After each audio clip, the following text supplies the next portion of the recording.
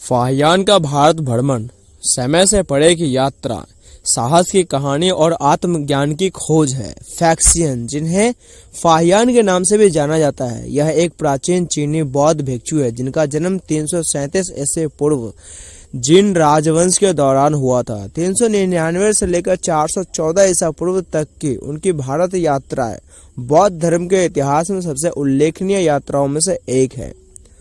Purpose of pilgrimage, फैक्सियन का प्राथमिक लक्ष्य प्रमाणिक बौद्ध धर्म ग्रंथ प्राप्त करना था, जो उस समय चीन में दुर्लभ थे।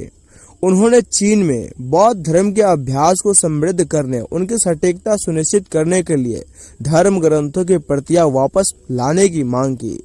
इसी की वजह से वह भारत यात्रा के लिए निकल पड़े।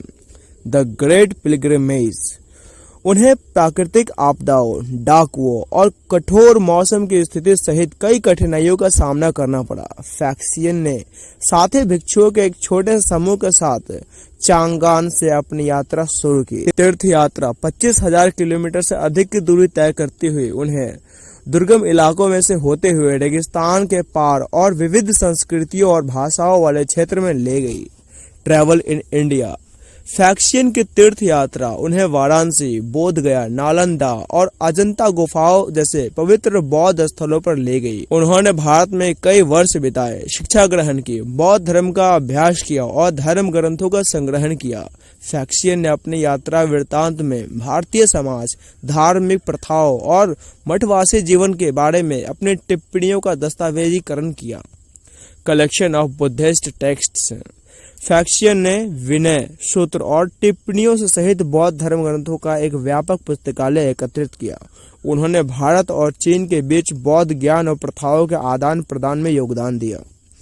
The record of buddhistic kingdoms, Fahien का यात्रा की कहानी, जिसे रिकॉर्ड ऑफ बुद्धिस्टिक किंगडम्स के रूप में जाना जाता है, उनके समय के दौरान भारत और बौद्ध धर्म में अमूल्य ऐतिहासिक और सांस्कृतिक अंतर्दृष्टि प्रदान करता है।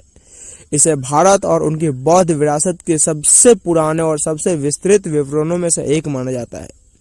कंट्रीब्यूट टू बुद्धिज्म, फाहियान के धर्म ग्रंथों और लेखों के संग्रहण ने चीन में भारतीय बौद्ध ग्रंथों को पेश करने और उनका अनुवाद करने में महत्वपूर्ण भूमिका निभाई। उन्होंने भारत और चीन के बीच बौद्ध ज्ञान और प्रथाओं के आदान प्रदान में योगदान दिया। लेगेसी ऑफ फाहियान, फाहियान की तीर्थ यात्रा और लेखन आज भी बौद्धों और विद्वानों को प्रेरित करती है। ज्ञान और आस्था के खोज के प्रति उनका समर्पण मानवीय जिज्ञासा और आध्यात्मिक खोज की अस्थायी शक्ति का एक प्रमाण है। कंक्लूजन, फाहियान की तीर्थ यात्रा दृढ़ संकल्प, विश्वास और ज्ञान की अस्थायी खोज का एक उल्लेखनीय उदाहरण है। उनकी विरासत बौद्ध इतिहास के समृद्ध टेपेस्ट्री और चीन और भारत के बीच सांस्कृतिक आदान प्रदान में जीवित रहती है और जीवित रहेगी। तो दोस्तों, ये थी फाहियान की जर्नी, जो वो चाइना से लेकर इंडिया तक आए थे। ये कहानी आपको कैसा लगा, आप कमेंट में बताइए। जय हिंद।